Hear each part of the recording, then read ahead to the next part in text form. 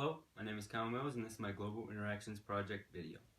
In this project, I analyze the effects of the scientific revolution on religion in Europe during the early modern era.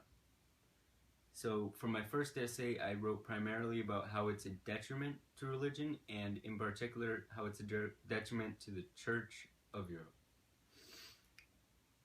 So it was a detriment to the Catholic Church because of the fact that many of the new discoveries that were made during the scientific revolution were in direct opposition to many of the church's stances on things such as humans' place in the universe, the Earth's place in the universe, and things such as that. So many of the most important doctrines of the church were being refuted by the scientific revolution. And this in turn led to increases in secularism, and it caused many philosophers near the end of the scientific revolution to be openly opposed to the church's political and social rule.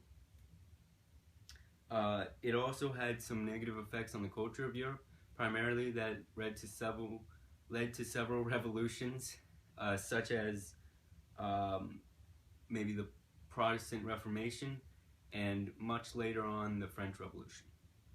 It also increased division within Europe because not only were there religious divides, now there were non-religious and religious divides. In my second essay, I wrote about how it was beneficial to Europe and maybe a non-issue for the church.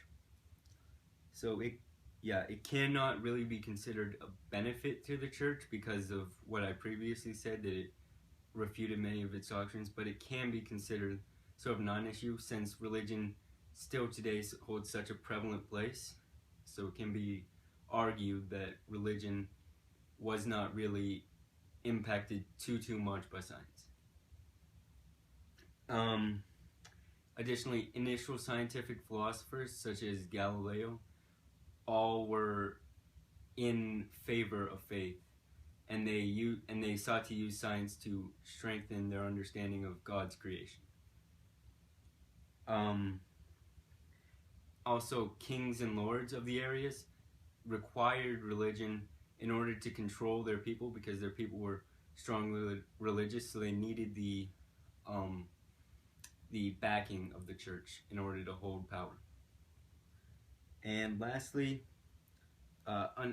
it was a mostly uneducated populace, so even though a number of elites and philosophers were starting to become more secular, most of the populace remained to be strongly religious and faithful. It had major benefits to the culture of Europe, the scientific revolution did, especially today, and you can see that in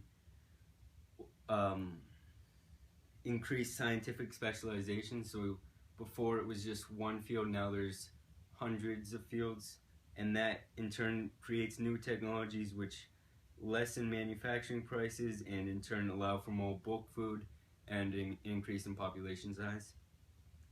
It also leads to modern day medical practices, which in turn leads to more longer life expectancy and better life in total.